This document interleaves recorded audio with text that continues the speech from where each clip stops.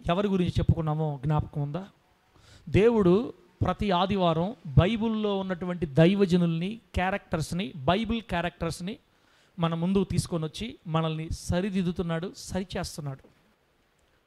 ఇంచుమించుగా 30 నుంచి 40 మంది లోపు దైవజనుల గురించి మనం ధ్యానం చేసుకున్నాం గత కొన్ని నెలలుగా. ఇంతవరకు మీరు ఎప్పుడు విననటువంటి క్యారెక్టర్స్ని దేవుడు మీకు నేర్పించాడు. గుర్తుపెట్టుకుంటే ధన్యులు, మరిచిపోతే మరింత ధన్యులు. అందుకే నోట్స్లు తెచ్చుకొని రాసుకోవాలని చెప్పాను. చదువు ఉన్నవాళ్ళు, చదువు లేని వాళ్ళు కనీసం జ్ఞాపకం పెట్టుకోవాలి. అది ఆ విధంగా అలవాటు చేసుకోవాలి. 38, 39 మంది ఇంచుమించుగా 30నా కరెక్ట్గా 30 నీ లెక్క తప్పు.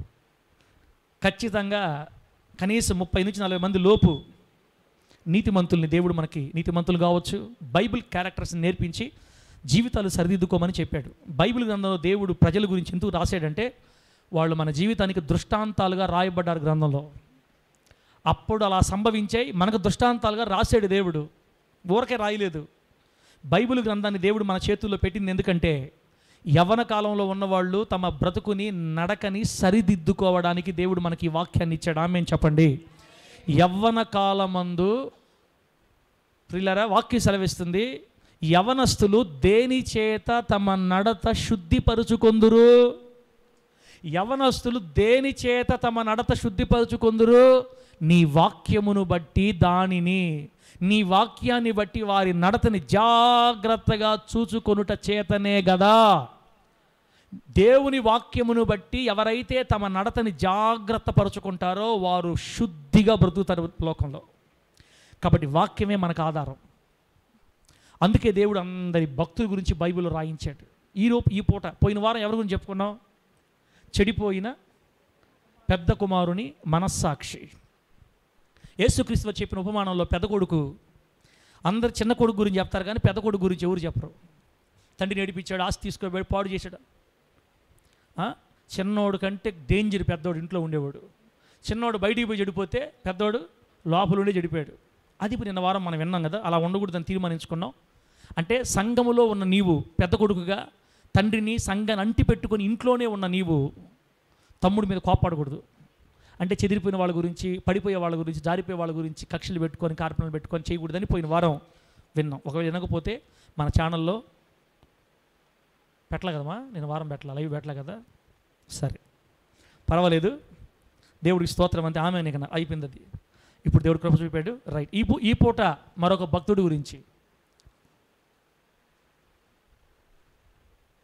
బట్రకాగుల నుండి ధనలక్ష్మీపురంకి వచ్చి, ధనలక్ష్మీపురం నుండి ముత్తుకూరుకు వచ్చినాక ఏంటుండవా పోయిన వారం దేవుడు మాట్లాడిన మాటలు. ఈ పూట మరొక వ్యక్తిని ప్రభు మనకు పరిచయం చేస్తాడు. శ్రద్ధగా నేర్చుకుందాం ఆయన విషయాలు. అపోస్తులైన పౌలు గారు తిమోతికి వ్రాసిన రెండవ పత్రిక.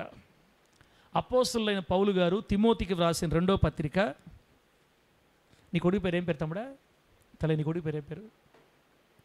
నువ్వు చెప్పు. ఎబ్బేజు. రే ఎబ్బేజు, భలే ఉండవరా నువ్వా? వింటున్నావా నా మాట? వింటున్నావా? ఆడబోక తల్లి, ఈ నువ్వు దేవుని మాటలు. ఎబ్బేజు తిమోతికి రాసిన రెండవ పత్రిక. ఆ బిడ్డను గమనిస్తున్నాడు మీరమ్మ, ప్రార్థన అయిపోయిందాక. ఎబ్బేజుని గమనిస్తున్నాండి, అసలు పైకి లేస్తున్నాడు అక్కడి నుంచి. అది అటు ఉండాలి. 2 తిమోతి పత్రిక 1వ అధ్యాయం. బయటికి రా 2వ అధ్యాయం.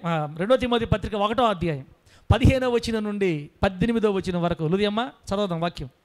15 నుంచి 18 దాకా నేను చదువుతున్నా, వినండి. ఆసియాలోని వారందరూ నన్ను విడిచిపోయిరి, ఆసియాలోని వారందరూ నన్ను విడిచిపోయిరి అను సంగతి నీ వెరుగుదువు. వారిలో ఫుగెల్లు, హెర్మొగెనే అనువారు ఉన్నారు. ప్రభువు ఒనేసిఫోరు ఇంటివారి యందు కనికరము చూపునుగాక. అతడు రోమాకు వచ్చినప్పుడు నా సంఖ్యలను గూర్చి సిగ్గుపడక శ్రద్ధగా నన్ను వెదకి కనుగొని అనేక పర్యాయములు ఆదరించను. మరియు అతడు ఎఫెసులో ఎంతగా ఉపచారము చేసెనో అది నీవు బాగుగా ఎరుగుదువు. ఆ దినమునందు అతడు ప్రభువు వలన కనికరం పొందినట్లు ప్రభువు అనుగ్రహించును గాక. ఆమేన్ అని చెప్పండి. అలాగే అదే పత్రికలో నాలుగో అధ్యాయం 19వ వచనం చూడండి. 19వ వచనం, 2 తిమోతి పత్రిక 4వ అధ్యాయం 19వ వచనంలో ప్రిస్కిల్లకును అకులకును ఒనేసిఫోరు ఇంటి వారికి నా వందనములు అని రాయబడింది. ఒనేసిఫోరు ఇంటి వారికి నా వందనములు. చదివినటువంటి ఈ మాటల్ని మనందరికీ అర్థమగునట్లు బోధించి వాక్యానుసారంగా బ్రతికే కృప దేవుడు మనందరికి అనుగ్రహించును గాక. గట్టి చెప్పండి హల్లెలూయా. కొత్త మనరాళ్ళు, కొత్త మనవాళ్ళు వస్తున్నారు. దేవుడికి స్తోత్రం. కొత్త ఆత్మలు ఇస్తున్నాడు దేవుడు మనకి. రైట్, ఈ పూట దేవుడు మనకి నేర్పించాలి, మన జీవితాలు సరిచేయబడాలి, మన బ్రతుకులు బాగు చేయబడాలి, ఇంకా ఆత్మ లోతుల్లోకి వెళ్ళాలి, ఇంకా దేవుని సంతోషపెట్టడానికి దిగాలి లోతుల్లో. కానీ ఈరోజు మన ముందు పెడుతున్న దైవజనుడి పేరు ఏం పేరంటే ఒనేసిఫోరు. అనండి, ఏం పేరు? ఒనేసిఫోరు. అందరు చెప్పాలా? చెప్పండి అమ్మా, ఏం పేరు? ఒనేసిఫోరు. అదేం పేరు సార్? మాకు రావట్లేదు సార్, మా నోటికి 2-3 సార్లు అంటే వస్తుంది. సుబ్బయ్య, రంగమ్మ అన్న నోట్లకి ఈ పేర్లు ఏడ తిరుగుతాయి? మన పేర్లు ఏమో సింపుల్గా పెట్టేస్తారు, ఎల్లమ్మ, పుల్లమ్మ. కానీ ఆ పేర్లు మాని బైబిల్ పేర్లు తిరగాలి మన నోర్లు. ఒనేసిఫోరు. లేమా చిక్కే తెల్ల చిక్కే. ఒనేసిఫోరు, దైవజనుడైన ఒనేసిఫోరును గురించి ప్రభువు ఈరోజు మనతో మాట్లాడాలని కోరుకుంటున్నాడు. బిడ్డారా, దైవజనుడు పౌలు గారు రోమా పట్టణంలో జైలులో ఉన్నప్పుడు, ఖైదీగా ఉన్నప్పుడు, రోమా పట్టణంలో ఖైదీగా ఉన్నప్పుడు చెరసాలలో నుండి తిమోతి గారికి లేఖ రాస్తున్నాడు అనమాట. చెప్పాలి నాకు, ఎవరికి రాస్తున్నాడు లేఖ? ఎవరికి రాస్తున్నాడు లేఖ? అమ్మా వినండి దేవుని బిడ్డలారా, పౌలు గారు 3 ఖండాలలో పరిచర్య చేశాడు. ఆసియా ఖండం, ఐరోపా ఖండం, ఆఫ్రికా ఖండం. ఈ 3 ఖండాలలో దేవుని పరిచర్య జరిగించి 14 మందిరాలు కట్టాడు. చెప్పండి, ఎన్ని మందిరాలన్నా? ఖండాలు అంటే చదువుకున్న వాళ్ళకి అర్థమవుతుంది. భూమి మీద మొత్తం 7 ఖండాలు ఉన్నాయి. భూమి మీద మొత్తం 7 ఖండాలు: ఆసియా, ఆఫ్రికా, ఆసియా, ఐరోపా, ఆఫ్రికా, ఉత్తర అమెరికా, దక్షిణ అమెరికా, ఆస్ట్రేలియా, అంటార్కిటికా. అంతేనా? ఆర్కిటికా లేదు కదా, అంటార్కిటికా. 7 ఖండాలు. చదువుకున్న వాళ్ళకి కాస్త అలవాటు. భూమిని 7 ఖండాలుగా విభజించారు. ఈ 7 ఖండాలలో 3 ఖండాలు ఆసియా, ఐరోపా, ఆఫ్రికా ఖండాలలో పౌలు గారు దేవుడు ఆ రోజుల్లోనే 2000 సంవత్సరాల క్రితమే ప్రపంచ ఖండాలని తిప్పి తన పరిచయం జరిగించుకున్నాడు. ఈ ప్రపంచ ఖండాలలో సేవ చేసినప్పుడు ఆయన 14 సంఘాలు స్థాపించాడు. ఈ 14 సంఘాలకి ఆయన చివరిలో యేసు నామాన్ని బట్టి, ఆయన చేస్తున్న సువార్తను బట్టి, క్రీస్తును ప్రకటిస్తున్న కారణాన్ని బట్టి ఆనాటి యూదా మత పెద్దలు ఆయన మీద కేసు వేసి ఆయన మీద అబద్ధ నిరోపణలు మరి పెడితే రోమా ప్రభుత్వం వారు ఆయన తీసుకెళ్ళి రోమా పట్టణంలో జైల్లో వేసేశారు. చెప్పండి, ఎక్కడ వేశారు? జైల్లో వేశారు. ఎవరిని? దైవజనుడైన పౌలు గారిని. అదే ఈ రోజుల్లో క్రైస్తవులను తీసుకెళ్ళి జైల్లో వేస్తే క్రైస్తవులు భక్తి చేస్తారా?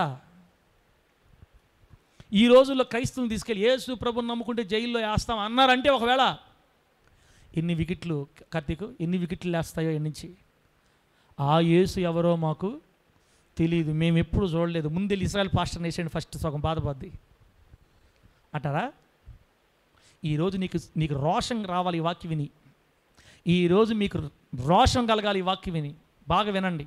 దైవజనుడిని తీసుకెళ్ళి రోమా చెరసాల్లో వేసేస్తే ఆయన పరిచర్య చేసినప్పుడు స్థాపించిన 14 సంఘాలకి లేదా కొన్ని సంఘాలకి ఆయన బిడ్డలారా లేఖలు రాశాడు, లెటర్స్ రాశాడు. ఇంకెట్లా రాలేడు, ఆ జైల్లోంచి బయటకు వస్తే కానీ ఇంక వాళ్ళ దగ్గర రాలేడు. కాబట్టి వాళ్ళు ఎలా ఉన్నారో తెలియక వాళ్ళకి దేవుని గురించిన కొన్ని విషయాలు, ఆత్మ సంబంధమైన విషయాలు, కొందరు వచ్చి మళ్ళా పౌలు గారి దగ్గరకు వస్తున్నారు. విశ్వాసులు వచ్చి కొన్ని విషయాలు చెప్తున్నారు. అయ్యా పలానా కొరింథీ సంఘంలో ఇలా ఉందని చెప్తున్నారు. మరలా వాళ్ళకి లెటర్ రాసి పంపిస్తున్నాడు. వాళ్ళకి ఎలా ఉన్నాడు, జాగ్రత్త అని. ఇంచుమించుగా బిడ్డలారా 2 సంవత్సరాలకు పైగా 2-3 సంవత్సరాల పాటు ఆ రోమా పట్టణంలో అద్దె ఇంట, అంటే దాన్ని బందీ గృహం అంటారు, అద్దె ఇంట కాపురం ఉండి అనేక మందికి దేవుని మాటలు బోధించి ఆ ఇంట్లో నుంచి అనేక మందికి అనేక సంఘాలకి లేఖలు రాసి బలపరుస్తూ ఉన్నాడు. ఒకానొక కాలం వచ్చింది, పౌలు గారిని తీర్పులోని తెచ్చి పౌలు గారికి శిక్ష వేశారు. ఇక రోమా నుంచి ఆయన ఏ సంఘానికి వెళ్ళలేదు, అక్కడే చనిపోయాడు. శిరచ్ఛేదనం నియమించబడింది ఆయనకి. తన శిక్ష తానే కోరుకున్నాడని చరిత్ర రాయబడింది.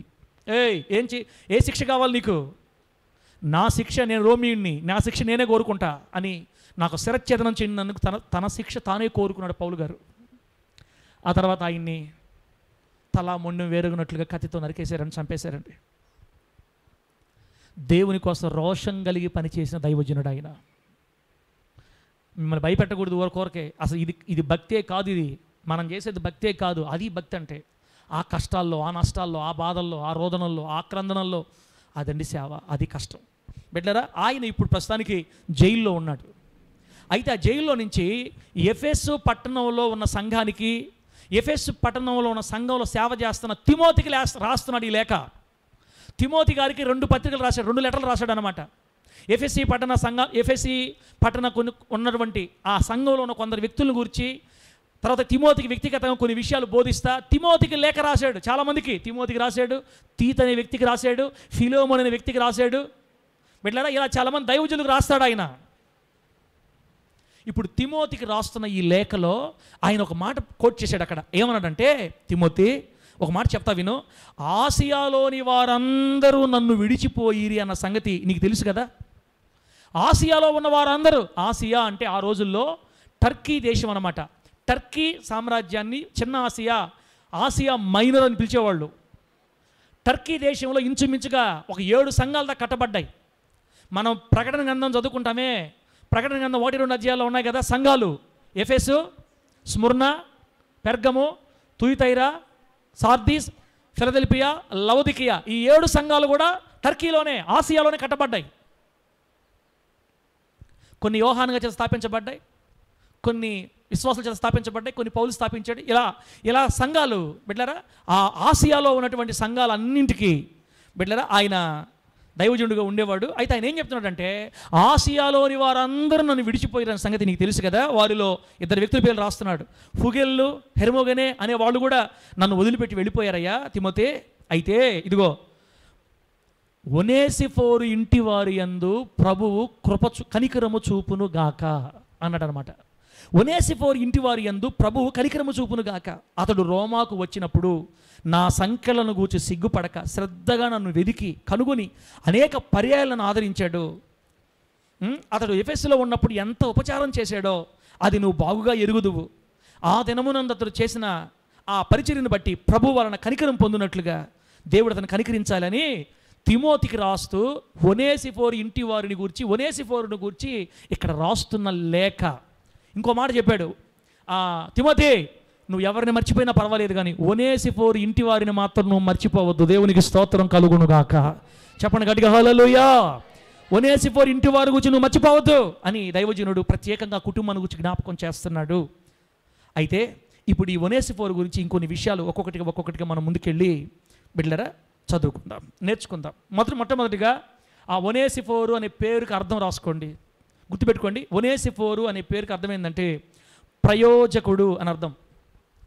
ఒనేసిఫోరు అంటే ప్రయోజకుడు అని అర్థం, లేదా మేలు చేయువాడు అని అర్థం, లేదా లాభము తెచ్చువాడు అని అర్థం. ప్రయోజకుడు, మేలు చేయువాడు, లాభము తెచ్చువాడు అన్నీ ఒకటే.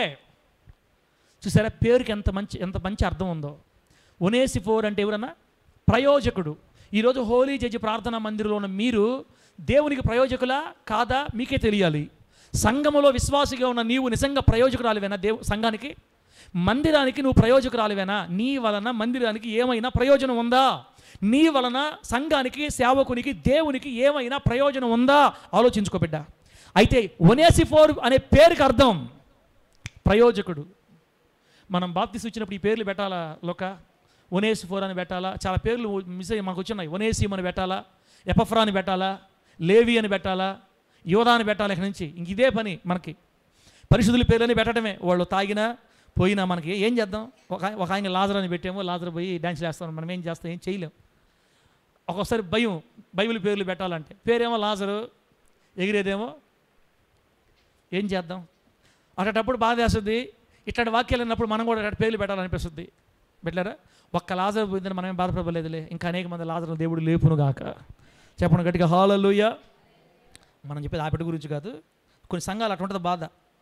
రైట్, ముందుకెళ్దాం. ఈ ఒనేసిఫోరుని గురించి ఇంకా కొన్ని విషయాలు బిడ్డలారా విందాం. క్రీస్తు సువార్త నిమిత్తం ఈ యోధా మత పెద్దలు బెదిరింపులు, తీవ్రమైన ఎదిరింపులు పౌలు గారికి చేసి అతని మీద కేసు వేసి బిడ్డలారా రోమా ప్రభుత్వ అధికారుల దగ్గర అతని మీద కేసు పెట్టేసరికి వాళ్ళందరూ తీసుకెళ్ళి రోమా పట్టణంలో చెరసాల్లో బంధించారు, మీకు చెప్పాను కదా. అయితే ఎప్పుడైతే ఆయన తీసుకెళ్ళి జైల్లో వేసేసారో, బాగేనాలా ఇందా మనం చెప్పుకున్నాం, ఎప్పుడైతే పాస్టర్ గారిని తీసుకెళ్ళి జైల్లో వేశారో ఆసియాలో ఉన్న సంఘాలలో ఉన్న విశ్వాసులందరూ,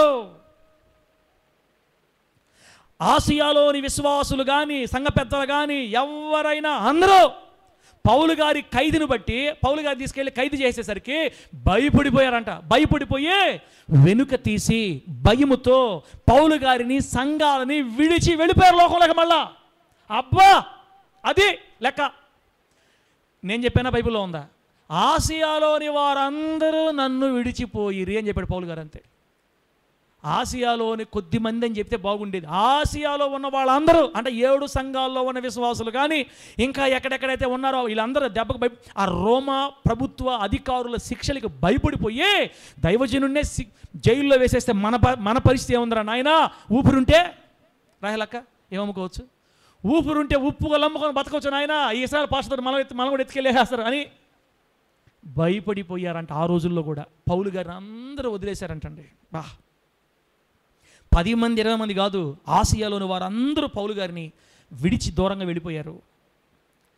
బిడ్డలారా, ఇక్కడ మాకు ఒక విషయం గుర్తుపెట్టుకోవాలా, మీరు కానీ నేను కానీ ఒక విషయం గుర్తుపెట్టుకోవాలా. బిడ్డలారా, ఏం గుర్తుపెట్టుకోవాలంటే సేవలో అప్పుడప్పుడు జరిగే కొన్ని అవరోధాలను బట్టి, సేవలో అప్పుడప్పుడు సంభవించే కొన్ని పరిస్థితులను బట్టి, కొన్ని ఇబ్బందులను బట్టి, అనగా అధికారుల ద్వారా కావచ్చు, రాజకీయ నాయకుల ద్వారా కావచ్చు, మన తాటాకుల జరిగిన అట్లాంటి పరిస్థితులను బట్టి కావచ్చు, మతోన్మాదుల ద్వారా ఏర్పడే అవరోధాలను బట్టి కొందరు విశ్వాసులు లేదా అందరూ విశ్వాసులు సేవకుల్ని సంఘాలని విడిచిపెట్టి దూరంగా వెళ్ళిపోవడం ఇది పెద్ద విశేషమే కాదు, అత్యంత సహజమే. ఆల్రెడీ ఇది జరగతా వచ్చేదే అని నువ్వు గుర్తుపెట్టుకోవాలి, నేను గుర్తుపెట్టుకోవాలి. బిడ్డలారా, ఏదన్నా సమస్యలు వచ్చినాయి అంటే ఆ రోజు పౌలు గారిని వదిలి వెళ్ళిపోయారు. ఈరోజు అక్కడక్కడ వదిలి వెళ్ళిపోతున్నారు బిడ్డలారా. అయితే మనం ఏమి నేర్చుకోవాలా? ఇంతమంది బిడ్డలారా, ఇంతమంది పౌలు గారిని వదిలిపెట్టి వెళ్ళిపోతే, ఇదిగో ఈరోజు మనం మాట్లాడుకుంటున్న దైవజనుడు అందరూ పౌలు గారిని విడిచిపోయినా ఎఫెసు పట్టణానికి సంబంధించినటువంటి ఈ ఒనేసిఫోరు అనే దైవజనుడు మాత్రం దైవజనుడు ఖైదు చేయబడ్డాడన్న సంగతి విని ఆయనని వదలక, ఆయన ఖైదు చేయబడిన సంగతి విని ఎఫెసు పట్టణం నుండి బయలుదేరి దాదాపు 1600 మైళ్ళు అనగా 2576 కిలోమీటర్ల ప్రయాణం చేశాడు సేవకుని కోసం. ఒక్కసారి అందరూ గట్టిగా ఒనేసిఫోరును బట్టి సప్పలు కొట్టండి ఏసైకి. ప్రభువు నామానికి మహిమ కలుగును గాక. అందరూ వదిలిపెట్టిన ఈ దైవజనుడు మాత్రం ఎఫెస్సు నుండి రోమా పట్టణానికి 1600 మైళ్ళు 2576 కిలోమీటర్ల ప్రయాణం చేసి రోమా పట్టణం చేరుకున్నాడు. తర్వాత రోమా పట్టణంకి వెళితే అక్కడ ఒకే జైలు కాదు ఉండేది. ఒక్కొక్క సిటీలో లేదా ఒక్కొక్క పట్టణంలో ఒక్కొక్క దగ్గర కొన్ని ఇంచుమించుగా ఒక 5-6 చెరసాలు ఉన్నాయి. ఆయన ఎక్కడ ఉన్నాడో తెలియదు. ఓపిక చేసుకొని శ్రద్ధ కలిగి అన్ని చెరసాల్లో శ్రద్ధగా వెతికి లాస్ట్కి దైవజనుడు కనుగొన్నాడు. దేవునికి స్తోత్రం కలుగును గాక. 2500 కిలోమీటర్లు అంటే ఎంతో తెలుసా మనోహరన్న? 2576 కిలోమీటర్లు అంటే జమ్మూ నుండి కాశ్మీర్ దాకా, మన దేశం ఈ చివరి నుండి ఆ చివరి దాకా, మన భారతదేశం ఈ చివరి నుంచి ఆ చివరి దాకా ఇంచుమించుగా 2700 కిలోమీటర్ గ్యాప్ వస్తుంది. అది కూడా చుట్టుకొలత, మధ్యలో గీత గీస్తే కాదు, మన దేశం గీత వెంబడి పోతేనే అంత కొలత. అంటే మన భారతదేశం కంటే ఇంకా ఎక్కువ దూరం. మీరు వరల్డ్ మ్యాప్లో చూడండి, Ephesus the distance between ancient Ephesus to Rome city అన్నారు అనుకోండి, మాకు దారి చూపిస్తుంది. వాళ్ళు ఇంకా 2700 చూపిస్తున్నారు. 2700 కిలోమీటర్ల సముద్రాల అవతల ఉన్నటువంటి రోమా పట్టణానికి బయలుదేరి దైవజనుణ్ణి అనేక చెరసాలలో వెతికి మొత్తానికి ఒక చెరసాలలో కనుగొన్నాడంట. అబ్బా, దేవుని నామానికి మహిమ కలుగును గాక.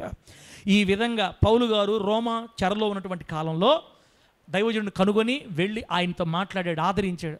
అయ్యా పౌలు గారు, దైవజనుడా, మీరేం దుఃఖపడద్దు, దిగులు పడద్దు.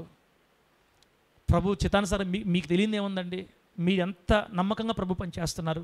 కేవలం దేవుని నామం కొరే కదా మనం కష్టపడతాం. అవునరా, అవును నేసిపోరు, అదే కదా చెప్తున్నాను అయ్యా. మీరు టెన్షన్ పడొద్దు, మీరు బాధపడొద్దని ఆ రోమా పట్టణంలో సంఘం ఉంది, రోమా సంఘం ఉంది, అక్కడ చర్చి ఉంది వాళ్ళది, పౌలుగా తెచ్చి ఉంది. అక్కడికి వెళ్ళి ఆ విశ్వాసుల దగ్గర నుంచి భోజనాలు కట్టించుకొని ప్రతిరోజు ఆయన ఉన్నంతకాలం విశ్వాసుల ఇళ్ళ దగ్గర నుంచి భోజనం తెచ్చి ప్రతి పూట వెళ్ళి ఆయన ఆదరించి ఏ ఇబ్బంది లేకుండా పరిచయం చేసి ఇంచుమించుగా వారం 2 వారాలు అక్కడ గడిపి మళ్ళీ బయలుదేరి వచ్చేసాడు. ఎక్కడికి సొంతూరుకి, ఎఫెస్కి వచ్చాడు. మళ్ళా 2000 కిలోమీటర్ ప్రయాణం ఎఫెస్కి వచ్చాడు. అయితే బైబిల్ చెప్తుంది ఈ విధంగా పౌలు గారు రోమా చెరసాలలో ఉన్నటువంటి 3 సంవత్సరాల కాలంలో లేదా 2 సంవత్సరాల కాలంలో అనేక పర్యాయాలు ఈ ఒనేసిఫోరు ఎఫెసు నుండి రోమాకి అనేక సార్లు వెళ్ళి సేవకుడిని దర్శించి ఆదరించి వచ్చాడని పౌలు గారే సాక్ష్యం చెప్తున్నాడు. దేవునికి స్తోత్రం కలుగును గాక. చెప్పండి గట్టిగా హల్లెలూయా. తెల్ల అర్థమవుతుంది. తెల్ల ఏం పేరు చెప్పు, ఆయన పేరు ఏం పేరు చెప్పు? సుబ్బారావా? ప్రంజోతమ్మా, నీ కొడుకు లేమంటే లేస్తావు, కూర్చోమంటే కూర్చుంటావు. ప్రంజోతమ్మా 4 గుద్దులు గుద్దకుండా. ప్రంజోతమ్మా ఆరోను. హల్లెలూయా. ఎక్కడ చెప్పాను? సుబ్బారావు కాదు, పేరేం పేరు? ఒనేసిఫోరు. తమ్ముడా 2500 కిలోమీటర్లు నువ్వు దేవుని కోసం ప్రయాణం చేయగలవా? మనోహర్ అన్న తాటాకులు దీని ప్రార్థన రాకూడదా అంటే, నాయనో నేను ఎప్పుడు నెల్లూరులో బండి తోలేదు నాయనో. 50 కిలోమీటర్లు ఇక్కడికి భయం మనకి. తన ఆత్మీయ తండ్రి కోసం, తనను కన్న ఆత్మీయ తండ్రి కోసం 2576 కిలోమీటర్లు కాలినడకన ప్రయాణం చేశాడో. అప్పుడు బస్సులు లేవు, గుర్రాల మీద ప్రయాణం చేశాడో, ఎలా చేశాడో తెలియదు కానీ అన్ని వేల మైళ్ళు వెళ్ళి తన ఆత్మీయ తండ్రి కోసం 2 సంవత్సరాల కాలంలో అనేక పర్యాయములు వెళ్ళి ఆదరించి వచ్చాడంటండి. మీ సంగతి ఏంది? ఒకసారి సంఘానికి మీ వల్ల ఉపయోగం ఏంది?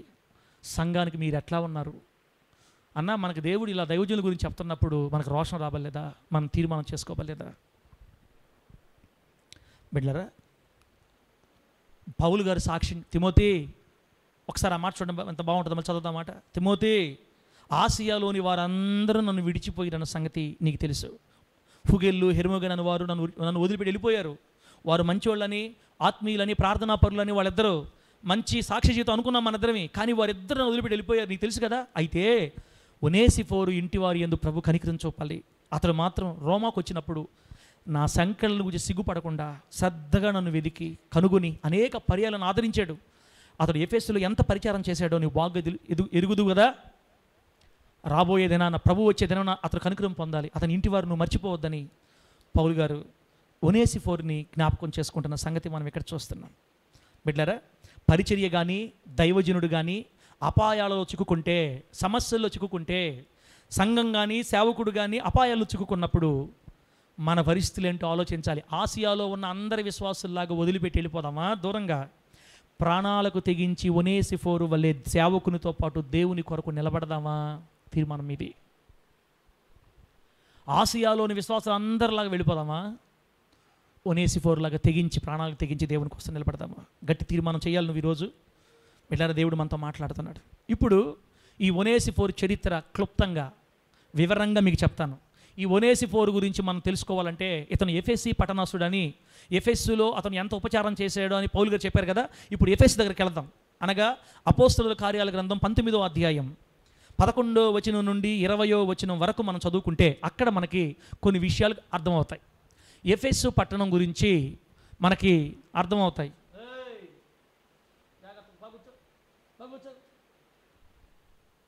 ఎఫెస్సు పట్టణం గురించి కొన్ని వివరాలు మనకు తెలియాలంటే 19వ అధ్యాయం అపోస్తలుల కార్యాల దగ్గరికి వెళితే 11వ వచనం 20వ వచనం దాకా చదువుకుంటే అనేక విషయాలు అర్థమవుతాయి.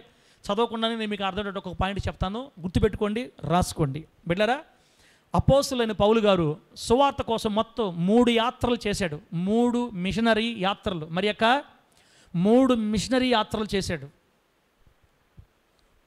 3 మిషనరీ యాత్రలు. రేపు వారం నెల్లూరులో చెప్పబోయే వాక్యం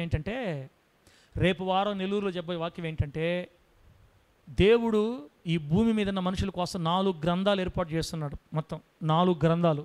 1 నీతిమంతులకు జ్ఞాపకార్థంగా ఉంచే గ్రంథం. 2 పాపుల గ్రంథం, పాపుల గురించి రాయబడే కార్యక్రమాలన్నీ. 3వ గ్రంథం వచ్చి భూమి మీద బ్రతికి ఉన్న సజీవుల గ్రంథం అన్నమాట. 4వది వచ్చి జీవ గ్రంథం. 4 గ్రంథాలు దేవుడు సిద్ధపరిచి రాయిస్తూ ఉన్నాడు మొత్తం. ఈ నీతిమంతుల జ్ఞాపకార్థ గ్రంథాలు ఏముంటుందంటే దేవుని కోసం ఎంత కష్టపడుతున్నారో, ఎంత నీతిగా జీవించారో, ఎంత పరిశుద్ధంగా జీవించారో, ఎంత మాటలు జాగ్రత్త చేసుకున్నారో నీతిమంతుల చరిత్ర అంతా పిన్ టు పిన్ రాస్తాడు దేవుడు రేపు గ్రంథాల్లో. అలాగే పాపులకు వచ్చేసరికి వాళ్ళు ఎటువంటి పాపాలు చేశారు, ఎంత భయంకర పాపాలు చేశారో పాపుల లిస్ట్ అంతా పాపుల గ్రంథంలో ఉంటుంది, నీతిమంతుల లిస్ట్ అంతా నీతిమంతుల గ్రంథంలో ఉంటుంది. ఈరోజు మనం దేవుని మందిరంకి వచ్చి నిద్రపోయే సంగతి ఖచ్చితంగా ఆ బుక్లో నా బిడ్డ ప్రతి ఆదివారం హ్యాపీగా నిద్రపోద్ది, చర్చికి వచ్చి జోసఫ్ అన్న కష్టం లేకుండా నిద్రపోద్ది, ఫ్యాన్ కింద హ్యాపీగా నిద్రపోతాడని నిద్రపోయే ప్రతి బిడ్డ గురించి చక్కగా రాస్తాడు దేవుడు. రేపు మన పరలోకం తీర్పు ముందుకు పోయినప్పుడు మొత్తం నువ్వేం అడగబల్లే, అక్కడ వాగ్వాదాలు ఉండవు, ప్రతి వివాదాలు ఏముండవు, అక్కడ తీర్పే ఉండేది అంతే. మొత్తం స్పష్టంగా చదివి వినిపించేస్తారు మన జీవితాన్ని. కాబట్టి బిడ్డలారా, బ్రతికేదే కొంతకాలం, ఉండేదే 3 గంటల దేవుని మందిరంలో, జాగ్రత్తగా ఉండాలి కదా. ఎందుకలా మీ ఇష్టం. పౌలు గారు సేవలో మొత్తం 3 మిషనరీ యాత్రలు చేశాడు. 3 సార్లు ప్రపంచాన్ని చుట్టి దేవుని పరిచయం చేశాడండి. 2వసారి ఆయన ప్రపంచ యాత్ర లేదా సేవ చేస్తున్నప్పుడు ఎఫెసు అనే పట్టణానికి వచ్చాడనమాట. 2వ మిషనరీ యాత్రలో భాగంగా ఎఫెసు పట్టణానికి వచ్చాడు. ఆ ఎఫెసు పట్టణం బహుదేవత ఆరాధికులతో, అనేక విగ్రహ ఆలయాలతో నిండి ఉన్న ప్రదేశం అది. బాగా వినండి, ఎఫెసు పట్టణం ఆ 2000 సంవత్సరాల క్రితం భయంకరమైన విగ్రహ ఆలయాలతో, విగ్రహ ఆరాధికులతో నిండి ఉన్న ప్రదేశం. ప్రపంచ 7 వింతలలో, ఆనాటి ప్రపంచ వింతలలో ఒక వింత డయానా దేవత ఆలయం ఇప్పటికీ ఉంది అక్కడ. ఆ రోజుల్లో పెద్ద వింత, ప్రపంచ నలుమూలల నుంచి ఆ దేవతను ఆరాధించడానికి అక్కడికి వెళ్ళేవాళ్ళు. ప్రపంచ వింతల్లో ఒక వింత ఆ రోజున, అంత గొప్ప ప్రసిద్ధి విగ్రహారాధనకి. అటువంటి ప్రదేశంలో దేవుని పరిచర్య కోసం పౌలు గారు అక్కడికి వెళ్ళారు. బిడ్డలారా, విగ్రహారాధన ఎక్కడైతే ఎక్కువగా ఉంటుందో అక్కడ మూఢాచారాలు ఎక్కువగా ఉంటాయన్న. విగ్రహములను ఆరాధించేవారు ఎక్కువగా ఉన్నారంటే అక్కడ మూఢాచారాలు ఎక్కువ ఉంటాయి. ఎక్కడైతే మూఢాచారాలు ఎక్కువ ఉంటాయి అక్కడ మాంత్రికులు ఎక్కువగా ఉంటారు. మాంత్రికులు చెప్పండి, ఎవరు ఎక్కువ ఉంటారు? మాంత్రికులు, మంత్రాలు అభ్యసించే వాళ్ళు ఎక్కువ ఉంటారు. ఈ ఎఫెసు పట్టణంలో ఎక్కువ మాంత్రికులు, తాంత్రికులు ఎక్కువ కాపురం ఉన్నారన్నమాట. ఎందుకంటే ప్రపంచ దేశాల అన్నిటి నుంచి అక్కడికి టూర్కి వస్తారు, ఆ దేవాలయంకి వస్తారన్నమాట. ఇక ఎక్కువ విగ్రహాల ప్రాంతాలు ఉన్నాయి కాబట్టి అందరూ మాంత్రికులు ఎవరు పనులు చేసుకుంటున్నారు, బాగా సంపాదించుకుంటున్నారు. ఓకే, అటువంటి ప్రాంతంలోకి దైవజనుడు బిడ్డరా సేవ కోసం వస్తే దేవుడు పౌలు గారిని ఆ ఎఫెసు పట్టణంలో 3 సంవత్సరాలు అక్కడే ఆపేశాడు అంతే. ఆమె ఏం చెప్పండి గట్టిగా. ఎన్ని సంవత్సరాలు? 3 సంవత్సరాలు ఎఫెసు పట్టణంలో సేవ చేశాడు. ఇంక ఏ ప్రాంతంలో అంతకాలం లేడు. 1-2 నెలలే వెళ్ళిపోవటమే. మరీ ఎక్కువైతే 5 నెలలు 6 నెలలు, అసలు కొన్ని దగ్గర వారమే, కొన్ని దగ్గర 2 రోజులే వెళ్ళిపోతూ ఉండేవాడు అంతే. ఇక్కడ మాత్రమే 3 సంవత్సరాలు పరిచయం చేశాడండి పౌలు గారు. 3 సంవత్సరాలు పరిచయం చేసినప్పుడు దేవుడు దైవజనుడిని బహు ప్రభావంగా వాడుకున్నాడంట. బహు ప్రభావవంతమైన సేవ జరిగించాడు అక్కడ దేవుడు దైవజనుడి ద్వారా. ఆడేమైందంటే ఇటువంటి భయంకర విగ్రహారాధికుల మధ్యలో ప్రభు అయిన యేసయ్య పౌలు గారి చేత అనేక అద్భుత సూచక కార్యాలు జరిగించాడు. ఎలా తెలుసా? పౌలు గారు నడిచిపోతుంటే అతని నీడ పడిన రోగులందరూ వెంటనే స్వస్థపరచబడ్డారు. దేవునికి స్తోత్రం కలుగునుగాక. పౌలు గారి నడికట్టు ఎవరైతే ముడతారో, పౌలు గారి వస్త్రాలు ఎవరైతే తాకుతారో, ముడతారో, స్వస్థత. చేతి రుమాళ్ళు తీసుకొచ్చి పౌలు గారి చేతికి ఇచ్చేవాళ్ళు. ఆయన ఆ చేతులతో ఆ చేతి రుమాళ్ళు పట్టుకొని మళ్ళీ వాళ్ళకి ఇస్తే దాన్ని తీసుకెళ్ళి బాగులేని వాళ్ళ మీద పెడితే వెంటనే బాగుపడిపోయేవాళ్ళు. అక్కడి నుంచి వచ్చింది ఈ చేతి గుడ్డల వ్యాపారం, కర్చీఫ్ల వ్యాపారం. ఆ నుంచి పుట్టిందనమాట. దేవుడు పౌలు గారి చేత విశేషమైన అద్భుత కార్యం జరిగించాడండి. అతని చేతికి తగిలిన ఏ బట్టని తీసుకెళ్లి రోగుల మీద వేస్తే వెంటనే లేచేవాళ్ళు. దయ్యాలు కేకలు వేసి పారిపోయాయి. ఎఫెసు పట్టణంలో విగ్రహారాధికుల మధ్య ఘనమైన సేవ 3 సంవత్సరాల పాటు వేగవంతంగా ప్రభు జరిగించాడండి. ఎప్పుడైతే అటువంటి భయంకరమైన అద్భుత సూచక మహత్కార్యాలు జరిగాయో వెంటనే ఏం జరిగింది తెలుసా బిడ్డలారా? ఆ స్వస్థతలు, ఆ ఎన్ని అద్భుతాలు గమనించిన ప్రజలు అనేక మంది దేవుని వైపు తిప్పబడ్డారు. దేవుడికి స్తోత్రం కలుగునుగాక. ఆ ప్రాంతంలో దేవుని వాక్యం ప్రబలమై అనేకులు యేసయ్యని విశ్వసించి తమ పాపాలు ఒప్పుకొని సంఘములో చేర్చబడి క్రైస్తవులయ్యారు. ఆమేనండి. 3 సంవత్సరాల సేవలో వేలాది మంది ప్రజలు, వందలాది మంది ప్రజలు మారు మనసు పొంది క్రైస్తవులయ్యారు. అలాగే అక్కడే ఉంది, ఆ వచనంలో ఉంది మాట. అలాగే ఏం జరిగిందంటే, ఎవరైతే ఆ ప్రాంతాల్లో మంత్ర విద్యలు, తాంత్రిక విద్యలు అభ్యసిస్తున్నారో వాళ్ళు కూడా ఈ అద్భుతాలు, ఈ ఆశ్చర్యకార్యాలు, దేవుని మాటలు చూసి విభ్రాంతి నొంది దేవుని చేత ఆకర్షించబడి ఏం చేసేది తెలుసా, వాళ్ళు కూడా ప్రభువుని విశ్వసించి అంగీకరించి ఈ మంత్రాలు, ఈ దెయ్యాల కంటే దేవుడు, నిజమైన దేవుడు, గొప్పవాడు యేసే అని నమ్మి వాళ్ళ దగ్గర ఉన్న మంత్ర విద్య పుస్తకాలు, మాంత్రిక విద్య పుస్తకాలు అన్నీ తీసుకొని వచ్చి రోడ్లో గొట్ట వేసి తగలబెట్టారంట. వాళ్ళ మాంత్రిక తాంత్రిక పుస్తకాలు తెచ్చి మొత్తం తగలబెడితే కొన్ని వేల రూపాయలు విలువ చేసే పుస్తకాలు తగలబెట్టి మొత్తం కాల్చేసి యేసును సొంత రక్షకునిగా అంగీకరించి క్రైస్తవులుగా మార్చబడ్డారు, మాంత్రికులు సహితం. ఆమెను చెప్పండి గట్టిగా. ఏ పట్టణంలో జరిగింది ఇది? ఏ పట్టణంలో? ముత్తుకూరా? ఎఫెసు పట్టణంలో జరిగిన సంగతి. అయితే బిడ్డలారా, అయితే ఇప్పుడు మనం చెప్పాం కదా, ఏది మాంత్రికులు మారారని, మాంత్రికులు మార్పుని చెప్పానే. ఈ మాంత్రికులు మార్పు నొందిన కార్యక్రమంలోనే కొందరు బైబిల్ పండితులు చెప్పే అభిప్రాయం ఏంటంటే, కొందరు మారు మనసు పొందిన ఈ మాంత్రికులలో ఒకడు ఈరోజు మన కథానాయకుడు, మనం మాట్లాడుకుంటున్న వ్యక్తి దైవజనుడు ఒనేసిఫోరు. దేవుడికి స్తోత్రం కలుగునుగాక. ఒకప్పటి మాంత్రికుడు ప్రభు శక్తిని రుచి చూసి ఎరిగి విశ్వసించి పౌలు గారి చేత మారు మనసు నడిపించబడి ఆత్మీయంగా శిష్యుడిగా, కుమారుడిగా తన జీవితాన్ని ప్రభుకు అప్పగించుకొని క్రైస్తవుడయ్యాడు. ఒనేసిఫోరు ఒకప్పటి మాంత్రికుడు, తాంత్రికుడు. చెప్పండి, ఒనేసిఫోరు ఒకప్పుడు మాంత్రికుడు, విగ్రహారాధన దగ్గర మంత్రతంత్రాలు చేసి లాభం సంపాదించుకునేవాడు, డబ్బు బాగా సంపాదించుకున్నాడండి. 2500 కిలోమీటర్లు చాలాసార్లు ప్రయాణం చేశాడంటే అతని దగ్గర బాగా ఏముండాలా? డబ్బు బాగా సంపాదించుండాలా. ఆ విద్యలో బాగా డబ్బు మన భారతదేశంలో ఉండే వాళ్ళ మోసం చేయటం చాలా ఈజీ. కావాలంటే నా మాటిని మీరు ఒక సంవత్సరం రోజు బయటపడకుండా మొత్తం ఎండుకలు పెంచుకోండి, కిందకల్లా మొత్తం ఎండుకలు కిందకల్లా పెంచేసి అవసరమైతే డ్రాయర్ ఒక్కటి వేసుకొని నేనే మీ ఉద్ధరణ కోసం ఉదయించాను ముత్తుకూరులు అనండి. 3 రోజులు మీకు గుడి కట్టకపోతే 3 రోజుల్లో మీకు గుడి కట్టకపోతే ఇంకంతే. మన భారతీయులకి భక్తి ఎక్కువ, దైవ చింతన ఎక్కువ మన వాళ్ళకి. ఎవడైతే ఏంది దేవుడు స్వామి అంటే స్వామి అంతే. దిగంబర స్వామి బట్టలు అయినా అనవసరం, స్వామి వచ్చాడికి స్వామి అంతే.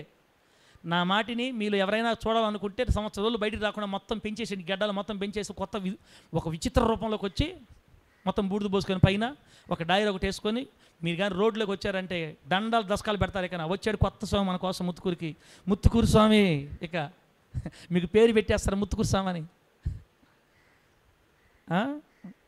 మన దగ్గరే కాదు ఇది, అదిగో 2000 సంవత్సరాల క్రితం ఎఫెసు పట్టణంలో మాంత్రికులు కూడా అలా సంపాదించారు డబ్బు బాగా. కొత్త బాబాలు ఇప్పుడు పుడుతున్నారు, ఇప్పుడే కదా, అది అప్పట్లోనే ఉన్న బాబా అంతా. ఈయన ఒక బాబా, ఒనేసిఫోరు బాబా ఫస్ట్.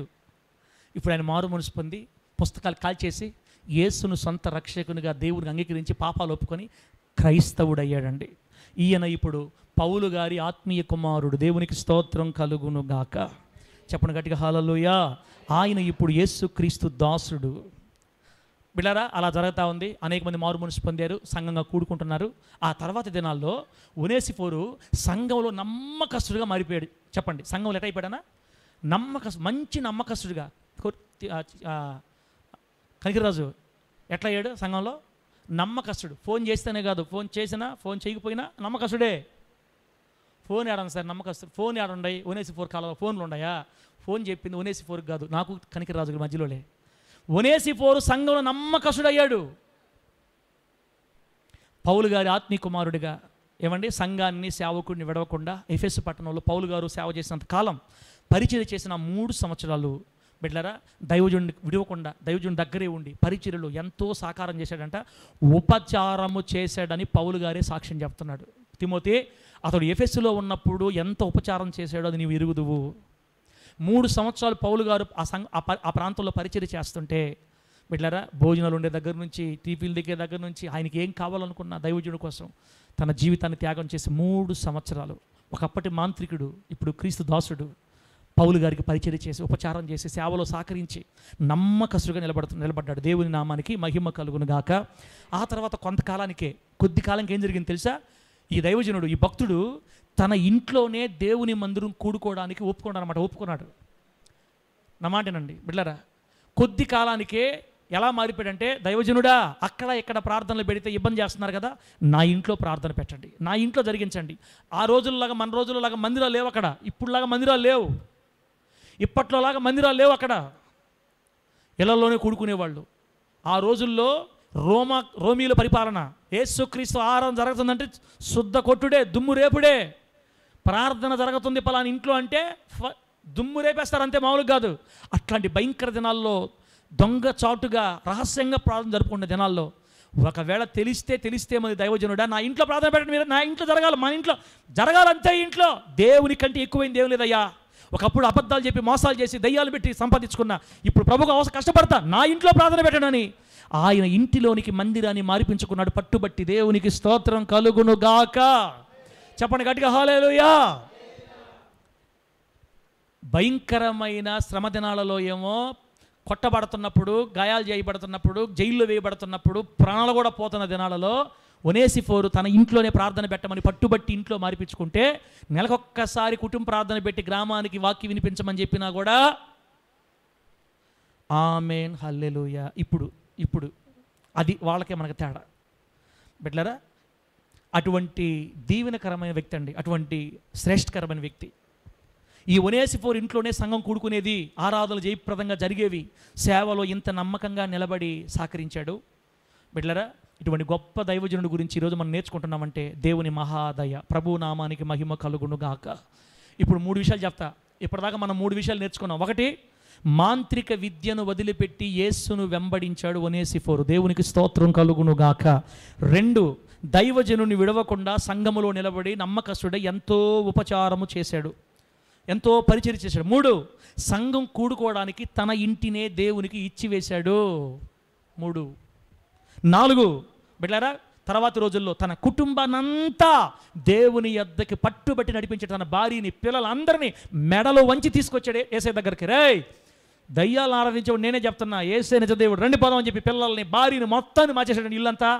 ఇల్లంతటిని దేవుని యొద్దకు నడిపించుకొని సంఘంలో నమ్మకస్తుడై తన ఇంటిని ఆరాధన స్థలంగా మార్చేసి దైవజనుడికి పరిచయం చేస్తూ సంఘంలో నమ్మకస్తుడిగా జీవితాన్ని సాగిస్తున్న ఒనేసిఫోరు ఈ మధ్యాహ్నం నిన్ను నన్ను అడుగుతున్న ప్రశ్న ఏంటంటే, మీరెలా ఉన్నారు? ఈ రోజున మీ సంగతి ఏంటి? మీరెలా ఉన్నారు? సమాధానం మీకు తెలిసి పెట్టారా? ముందుకెళ్దాం. ఇలా కొన్ని రోజులు జరిగిపోతున్నాయండి. కొంతకాలం జరిగిపోయింది. పౌలు గారు అక్కడి నుంచి వేరే ప్రాంతం వెళ్ళిపోయాడు. వేరే ప్రాంతం తిరుగుతూ ఉన్నాడు. ఆయన చాలా కాలం అయిపోయింది వెళ్ళిపోయేసి.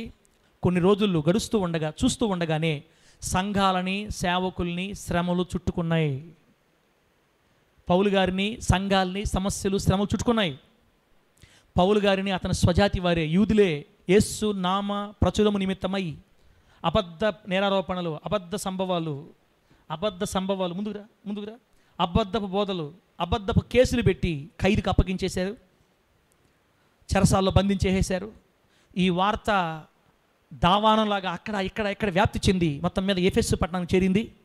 ఈ వార్తను విన్నటువంటి అన్ని సంఘాలు, ఆసియాలో ఉన్న, టర్కీలో ఉన్న అన్ని సంఘాల్లో ఉన్న విశ్వాసులు విని, సంఘ పెద్దలు ఈ విషయాలు తెలుసుకొని భయంతో గడగడ వణిగిపోయి సంఘాలు వదిలిపెట్టేశారు. పౌలు గారిని వదిలిపెట్టేసి లోకంలో కలిసిపోయారు. చాలా వరకు ప్రభుత్వాల భయము చేత సంఘాలు కూడా దూరం అయిపోయి, ఆరాధన కూడా రాకుండా ఎందుకు వచ్చిన బాధని దూరం అయిపోయారు. ఎవరో కొద్దిమంది నమ్మకస్తులు తప్ప అందరూ సంఘాన్ని, సేవకుల్ని విడిచి వేరైపోయారండి. ఆసియాలోని సంఘాల విశ్వాసులు, పెద్దలు ఇంతగా భయపడి సంఘానికి, సేవకునికి దూరం అయిపోవడానికి ప్రధాన కారణం ఏంటంటే, బిడ్డలారా, వాళ్ళంతగా భయపడిపోవడానికి, ఆ రోజున సంఘాలకు వస్తున్న విశ్వాసులందరూ పౌలు గారిని, సంఘాన్ని విడిచిపెట్టి వెళ్ళిపోవడానికి ప్రధాన కారణం ఏంటంటే, ఆ కాలంలో రోమా ప్రభుత్వాన్ని పరిపాలిస్తున్న చక్రవర్తి, రోమా సింహాసనాన్ని ఆ కాలంలో పరిపాలిస్తున్న చక్రవర్తి, బహుక్రూరుడు, దుష్టుడైన నీరో చక్రవర్తి. పౌలు గారు పరిచర్య చేస్తున్న కాలంలో రోమా ప్రభుత్వాన్ని పరిపాలిస్తున్నది బహుక్రూరుడైన నీరో. ఆ నీరోను బట్టి భయపడిపోయే విశ్వాసులు, సంఘ పెద్దలందరూ పౌలు గారిని, సంఘాన్ని వదిలిపెట్టి కనుమరుగైపోయి కలిసిపోయారు లోకంలో. భయం. నీరో అంటే భయం. మనోహరన్న ఏం పేరు? రాజు పేరు నీరో. ఈ నీరో ఎట్లాంటి వాడో తెలుసా? ఎంత క్రూరుడో తెలుసా? అతను సింహాసనం ఎక్కిన కొద్ది రోజుల్లోనే తనకు జన్మనిచ్చిన తల్లిని చంపేశాడంట, వాళ్ళ అమ్మని. అమ్మనే చంపేసినోడికి ఇంకెవరన్నా ఇంకా దయ ఉంటుందన్నా? దయా దాక్షలు ఉంటాయా? సొంత తల్లినే చంపేశాడు తల్లి. కొద్ది రోజులకి తన తోబుట్టు సొంత అక్కని చంపేశాడు, అంతే. అక్కని చంపించేశాడు. తల్లి, అక్క, ఇక తమ్ముళ్ళు, చెల్లెళ్ళు, రక్త సంబంధికులు, కుటుంబస్తులు అందరూ చంపేశాడు. ఎందుకో తెలుసా? వీళ్ళు ఎక్కడ నన్ను చంపేసి వాళ్ళు రాజులు అవుతారో చూసారా? నన్ను ఎక్కడ చంపేసి వీళ్ళు రాజులు అవుతారనని రోమా ప్రభుత్వ కాలంలో, రోమా సామ్రాజ్యంలో బిడ్డరా, రోమా సామ్రాజ్యంలో చంపినంత హత్యలు క్రైస్తవుల్ని రోమా ప్రభుత్వం వాళ్ళు చంపినంత మందిని ఇంకెవరూ చంపల. క్రైస్తవులు ఎక్కువగా వేలాది మందిగా, లక్షలాది మందిగా చనిపోయింది, హతసాక్షులైంది రోమా సామ్రాజ్య కాలంలో బిడ్డరా. భయంకరంగా చంపేశాడంటే తల్లిని చంపాడు, అక్కని చంపాడు, కుటుంబ వారిని చంపేశాడు బిడ్డరా. ఇటువంటి వాడికి చిన్నప్పటి నుంచే క్రైస్తవులు అంటే బహుకోపం. అక్కసు క్రైస్తవులు అంటే, యేసును ఆరాధించే వాళ్ళంటే భయంకర కోపం అన్నమాట. కాబట్టి అతను సింహాసనం మీదకి రాగానే కొన్ని వేల మందిని ఊచకోత కోయించాడంతే క్రైస్తవుల్ని. రోమా పట్టణంలో దొరికిన వాళ్ళని దొరికినట్టు ఏదో ఒక తప్పుడు కారణం వేసి చంపేస్తున్నారంతే. అట్లాంటి రోజులు ఇప్పుడు వస్తే ఇశ్రాయేల్ పాస్టర్ కూడా నేను పాస్టర్ అని చెప్తాడో, ఏదో తెలిసి చేశాను ఆయన అంటాడు.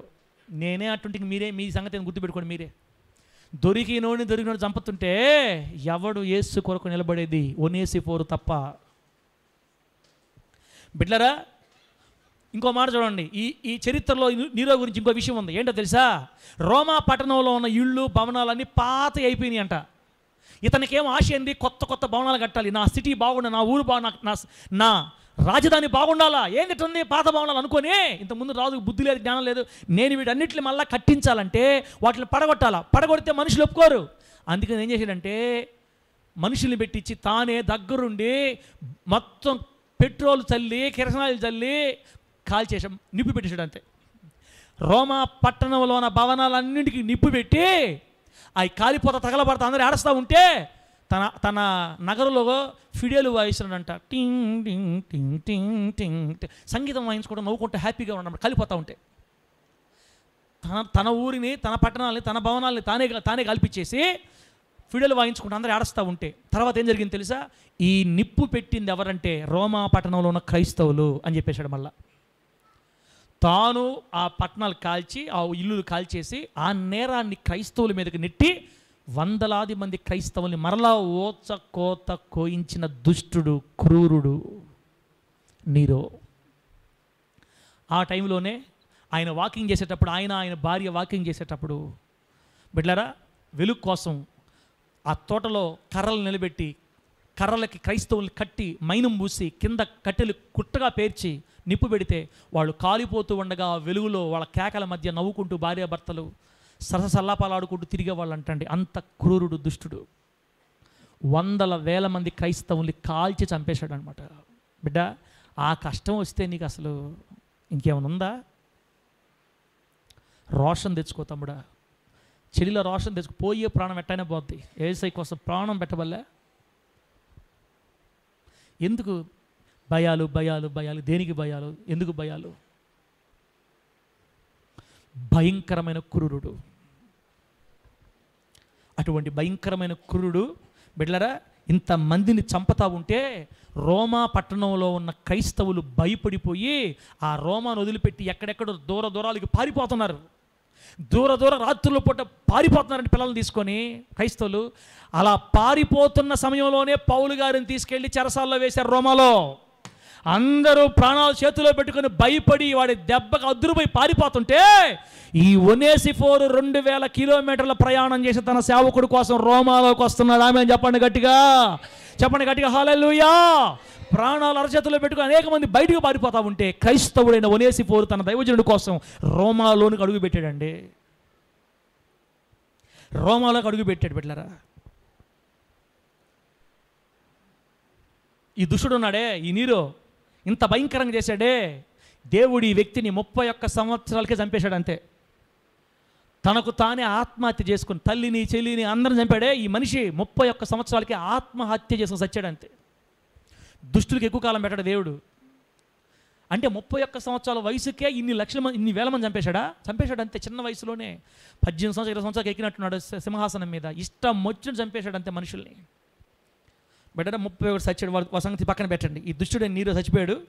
అయితే బిడ్డలారా, దైవజనుడు ఒనేసిఫోరు అటువంటి భయంకరమైన క్రూరుడు బాధ పెడతా ఉంటే, అందరూ పారిపోతూ ఉంటే క్రైస్తవులు బయటికి, ఆ సమయంలో దైవజనుడి కోసం ఊరిలోనికి వచ్చాడు. ఈ దుష్టుడు నీరో ఉన్నాడే, ఈ దుష్టుడి చేతిలో ఎందరో క్రైస్తవులు కర్రలకు కట్టబడి కాల్చబడ్డారు, సింహాలకు ఆహారంగా వేయబడ్డారు, గర్భాలు చీల్చబడ్డాయి, పిండములు చంపబడ్డాయి, స్త్రీలు చెరచబడ్డారు, రంపాలతో కొయ్యబడ్డారు, మాంసపు ముద్దలుగా చేయబడ్డారు. ఇటువంటి భయంకరమైన దుష్టుడు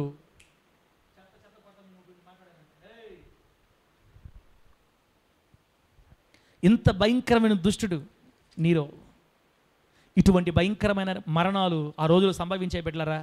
మీరేమనుకుంటున్నారంటే తాటేకల దీనిలో మనకు మందిరం వేయకపోతేనే మీరు పెద్ద ఫీల్ అయిపోతే ఇంకా అట్లాంటి రోజులుగా వస్తే ఊరిలో పడతారు. నాకు తెలిసి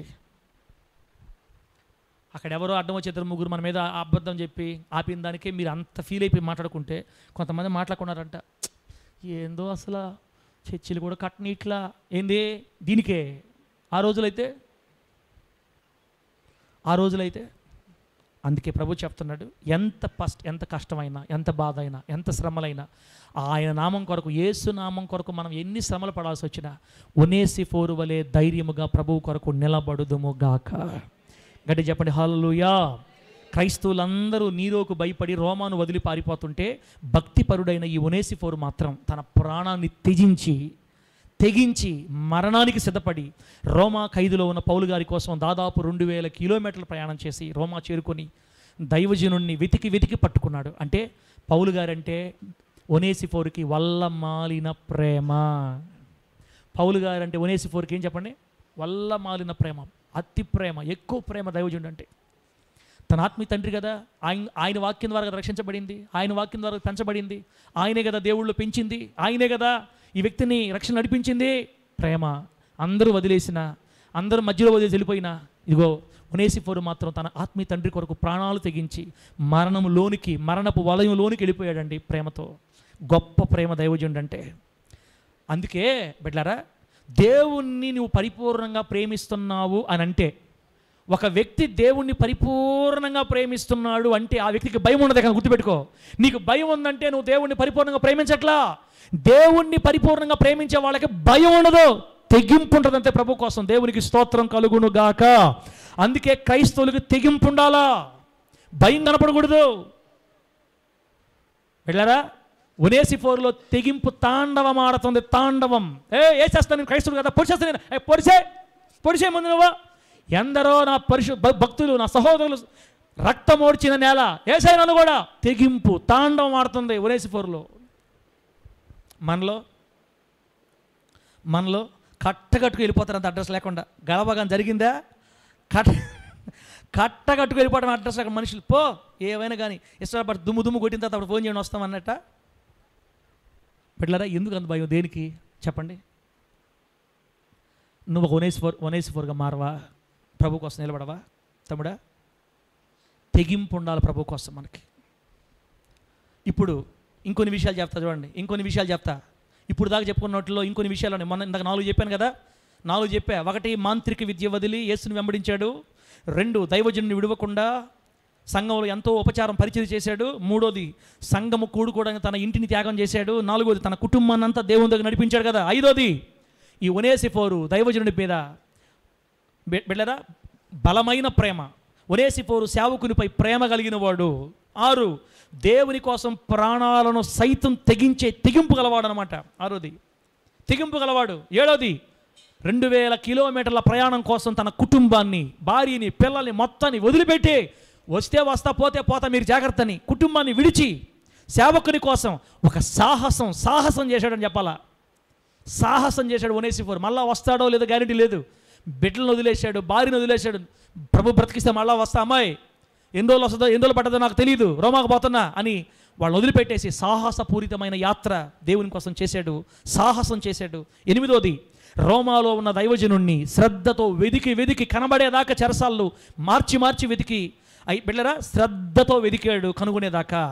9వది అనేక పర్యాయాలు, అనేక సార్లు ఈ 2 సంవత్సరాల కాలంలో అనేక మార్లు ఎఫెసుకు వెళ్ళి దైవజనుడిని పరిచర్య చేసి, ఆతిథ్యం ఇచ్చి, ఆదరించి, ధైర్యపరచి, వెన్నంటి ఉండి అనేక మార్లు ఆదరించినట్లుగా, సపర్యలు చేసినట్లుగా, సేవకుని ఆదరించినట్లుగా రాయబడింది. అంటే ఒనేసిఫోరు సేవకుడిని ఆదరించినవాడు, సేవకునికి ధైర్యం చెప్పినవాడు, సేవకుడిని జ్ఞాపకం చేసుకున్నవాడు. బిడ్డరా ముగించబోతున్నాను, ప్రార్థన చేసుకోబోతున్నాం. ఇక ఇప్పుడు మనం ఎవరైనా గొప్ప వాళ్ళని కలిసామనుకోండి, ఓకే, ఒక ఎమ్మెల్యేతో మనం ఫోటో దిగామనుకో, ఎమ్మెల్యే పక్కన మనం ఫోటో దిగితే ఏం చేస్తాం చెప్పండి? ఆ ఫోటోని ఏం చేస్తాం తమ్ముడా? యూట్యూబుల్లో వాటిలో ఇట్లా పెట్టుకొని ఎమ్మెల్యేతో దిగిన ఫోటో, ఎమ్మెల్యేతో ఫోటో అని గొప్పగా చెప్పుకుంటారు. జైల్లో ఉన్న ఒక వ్యక్తిని కలవడానికి పోతున్నాం అనుకో, జైల్లో ఉన్న ఫోటో తీసుకొని, ఇగో జైల్లో ఉన్న ఫోటో అని పెడతారా? జైల్లో ఉండే వాళ్ళని కలిసేదానికి పోయేటప్పుడు ఒకవేళ నెల్లూరు జైలుకి పోతున్నా, నెల్లూరు మీద నెల్లూరులో ఒక చిన్న పని ఉంది అని చెప్తారు. ఆ పని కూడా చెప్పరు, సిగ్గు. జైల్లో ఉండేది ఎవరు? నేరములు చేసి శిక్ష అనుభవించి నేరస్తులు ఉంటారు. ఒక నేరస్తుడిని కలవడానికి వెళ్ళేటప్పుడు సిగ్గుపడతారు మామూలుగా. అందుకే పౌలు గారు ఏమంటున్నారంటే, ఒనేసిఫోరు నా సంకెళ్లను గూర్చి సిగ్గుపడక, అబ్బా, ఒనేసిఫోరు నా సంకెళ్లను గూర్చి సిగ్గుపడక, లేయమ్మా కట్టలేవు, లేయమ్మ నువ్వా, ఒనేసిఫోరు నా సంకెళ్లను గూర్చి సిగ్గుపడక నన్ను శ్రద్ధతో వెదికి. బిడ్డరా, ఒనేసిఫోరు కలవబోయేది బిడ్డరా జైల్లో ఉన్న వ్యక్తిని, కానీ నేరము చేసి వెళ్ళలేదు, క్రీస్తు నామం కొరకు శ్రమ అనుభవిస్తున్నాడు. బిడ్డరా, జైల్లో ఉన్న వ్యక్తిని కలవడానికి ఏమాత్రం సిగ్గుపడకుండా. ఎందుకు సిగ్గుపడ చెప్పంటారా? ఒనేసిఫోరుకి సిగ్గెందుకు లేదంటే, దైవజనుని కలవడానికి పౌలు గారు ఏమన్నాడు తెలుసా? పౌలు గారు ఏమన్నాడంటే, నేను సువార్త ప్రకటించకపోయిన ఎడల నాకు శ్రమ, ఈ నిరీక్షణను గూర్చి నేను సిగ్గుపడువాడను కాను అని చెప్పాడు ఆయన. దేవుడికి స్తోత్రం కలుగును గాక. సేవ చేయడానికి పౌలు గారికి సిగ్గు లేదు, సువార్త ప్రకటించడానికి పౌలు గారికి సిగ్గే పడ్డ. అసలు నా ఆత్మీయ తండ్రి సేవ చేయడానికి సిగ్గుపడడు కాబట్టి ఆయన ఎక్కడ ఉన్నా కలవడానికి నేను కూడా సిగ్గుపడను. దేవునికి స్తోత్రం కలుగును గాక. నువ్వు ప్రార్థన చేయడానికి సిగ్గుపడ్డావు అనుకో, దేవుడు నీకు సహాయం చేయడానికి సిగ్గుపడతాడు. ఆయన నీకు సహాయం చేయడానికి సిగ్గుపడతాడు. ప్రజల ముందు నువ్వు క్రైస్తవుని చెప్పుకోవడానికి సిగ్గుపడ్డావు అనుకో, రేపు పరలోకంలో దేవదూతల ముందు వీడు నా బిడ్డని చెప్పడానికి ఆయన సిగ్గుపడతాడు. అందుకే దేవుని విషయంలో మనకు సిగ్గు ఉండకూడదు. సిగ్గు వదిలి దేవుని పనిచేయాలా? సిగ్గు వదిలి ప్రభు పనిచేయాలి మనం. బిడ్డలారా, కొందరు ఉన్నారు మన ప్రాంతాల్లో దైవజనులు, ఒక సంఘం ఉంది. ఆ సంఘానికి చెందిన విశ్వాసులు ఏం చేస్తారంటే, సువార్తకు పోతారు మనలాగే గ్రామాల్లోకి. ప్రార్థన అనగానే మధ్య రోడ్లో అందరూ మోకాళ్ళేస్తారన్న, మధ్య రోడ్లో అందరూ మోకాళ్ళు ఉంచుతారు. పెద్ద పెద్ద ఆఫీసర్లు, ఉద్యోగస్తులు అందరూ మధ్య రోడ్లో, బురదలో, మట్టిలో అందరూ బైపాసుల మీద మోకాళ్ళు ఉంచి ప్రార్థన చేస్తారు అందరు కలిసి. సిగ్గుపడరు వాళ్ళు దేవుని కొరకు. కొందరు బైబిళ్ళు పడుకోవడానికి సిగ్గు, కొందరు పాటలు పాడడానికి సిగ్గు, ప్రార్థన చేయడానికి సిగ్గు. సిగ్గుపడు బాగా బిడ్డ, రేపు దేవుడు సిగ్గుపడతాను ఈ విషయంలో. సిగ్గుపడకుండా దైవజనుని కోసం పరిగెత్తేలేడండి మన ఒనేసిఫోరు. బిడ్డరా, ధైర్యంగా రోమాకి వెళ్ళిపోయాడు. ఈ విధంగా బిడ్డరా, మన ప్రియుడైనటువంటి ఒనేసిఫోరు తన ఆత్మీయ తండ్రిని పలు పర్యాయాలు దర్శించి ఆదరించి వెళ్ళేవాడు. కాబట్టే దైవజనుని మనసులో ఒనేసిఫోరు స్థిరంగా నిలబడిపోయాడు. దేవుడికి స్తోత్రం కలుగునుగాక. పలుమారులు సేవకుడిని ఆదరించిన ఈ వ్యక్తి దైవజనుని గుండెల్లో నిలబడిపోయాడు. అందుకే తిమోతి, ఒనేసిఫోరు కుటుంబాన్ని నువ్వు మర్చిపోవద్దని హెచ్చరిస్తున్నాడు. దైవజనుడు గుండెల్లో మనం నిలబడిపోవాలంటే అప్పుడప్పుడు ఆదివారం పొడిచి తలుక్కు కనబడి వెళ్ళకూడదు. సేవకుడి గుండెల్లోనైనా దేవుని గుండెల్లోనైనా మనం నిలబడిపోవాలంటే తలుక్ అని కొత్త సీజన్లో కనపడే చేపల్లాగా వచ్చిపోకూడదు. మనం ఒక బాధ్యత ఉంది నీకు. నువ్వు ఇక్కడ సంఘంలో బిడ్డవి, నువ్వు క్రీస్తు శరీరంలో ఒక అవయవానివి. ప్రతి ఒక్కరికి బాధ్యత ఉంది సంఘం మీద. క్రమంగా రావాలి, బాధ్యతగా ఉండాలి, ప్రేమగా ఉండాలి. ఈ సంఘాన్ని లేవనెత్తుకోవడానికి నీ వంతు కృషి చేయాలా. రాత్రి రాహేలక్క ప్రకాష్ వచ్చే ప్రార్థనకు అక్కడికి నెల్లూరు నుంచి, ముత్తుకూరు నుంచి నెల్లూరుకి వచ్చారు 2 గంటల ప్రార్థన కోసం. ఎందుకు వచ్చారు వాళ్ళు? వాళ్ళ అవయవాలు ఎక్కడ? ఈ మందిర అవయవాలు. క్రీస్తు శరీరమే దేవుని మందిరం. మందిరం అంటే యేసయ్య శరీరం. యేసయ్య శరీరంలో అవయవాలు వాళ్ళు ఆ పని చేయాలా. కొందరిలాగా మనకెందుకు వచ్చిన బాధ, ఆదివారం 1 గంట వచ్చేస్తా అనుకోలేదే. అప్పుడప్పుడు తలుక్కు కనబడేవాళ్ళు దేవుని మనసు చోటు సంపాదించుకోలేరు. బిడ్డలారా, మీరు ఆలోచించండి ఒకసారి.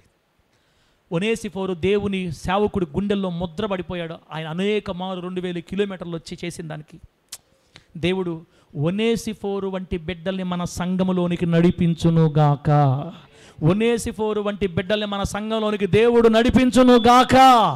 ఒనేసిఫోరులతో మన సంఘాన్ని దేవుడు నింపునుగాక. ఆమె చెప్పండి గట్టిగా, ఆమెనన్నా చెప్పండి.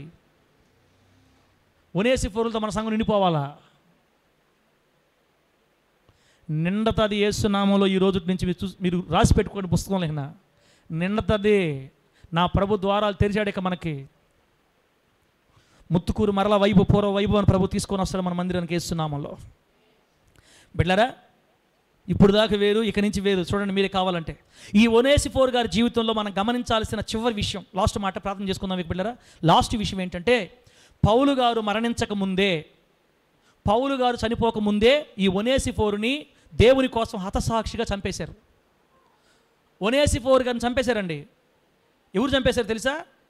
ఈయన ఎఫెసులో తన ఇంట్లో దేవుని మందిరం జరుపుతున్నందువల్ల, అలాగే పౌలు గారి దగ్గరకు అనేక సార్లు వెళ్ళి వస్తూ ఉన్నందువల్ల కొంతమంది క్రీస్తు శత్రువులు, మతోన్మాదులు లాంటి వాళ్ళు గమనించారు బాగా. ఇన్ని వీడు అక్కడికి వెళ్ళి పౌలు కలిసి వస్తున్నాడు, ఇక్కడ దేవుని మందిరం పెడుతున్నాడు అని కొంతమంది రోమా ప్రభుత్వ అధికారులు కక్ష కట్టి, బిడ్లరా, దైవజనుడైన ఒనేసిముని కొందరు అధికారులు ఇతనిపై నిఘా వేసి ఈయన కుటుంబాన్ని బహుగా చిత్రహింసలు పెట్టారు.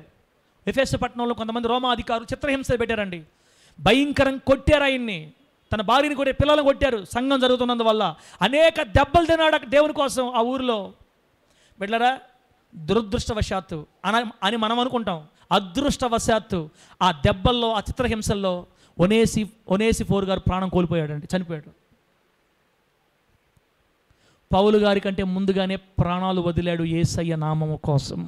ఒకప్పటి మాంత్రికుడు, ఒకప్పటి విగ్రహారాధికుడు, ఒకప్పటి మంత్ర విద్యలు అభ్యసించిన వాడు తన దేవుని కోసం, తన దేవుని మందిరం కోసం, తన ఇంట ఉన్న సంఘం కోసం చిత్రహింసలు పడి దెబ్బలు తిని తన ఆత్మీయ తండ్రి కంటే ముందుగా ప్రాణాలు వదిలి చనిపోయాడు దైవజనుడు. ఈ చిత్రహింసల్లోనే మన ప్రియుడు ఒనేసిఫోరు మహిమలో ప్రవేశించారు. ఆయన చనిపోయిన తర్వాత బిడ్డలారా, ఎప్పుడు తను చచ్చిపోయాడో ఇంకా ఆయన భార్యని పిల్లలు వదిలేశారు అధికారులు. మందిరం మాత్రం జరగతానే ఉంది ఆ ఇంట్లో. ఈ విషయాన్ని తెలుసుకున్నటువంటి పౌలు గారు చాలా బాధపడ్డాడు బిడ్డలారా. అందుకే తిమోతి గారికి లేఖ రాసేటప్పుడు మనం మూలవాక్యం చదువుకున్నాం కదా ఇందాక.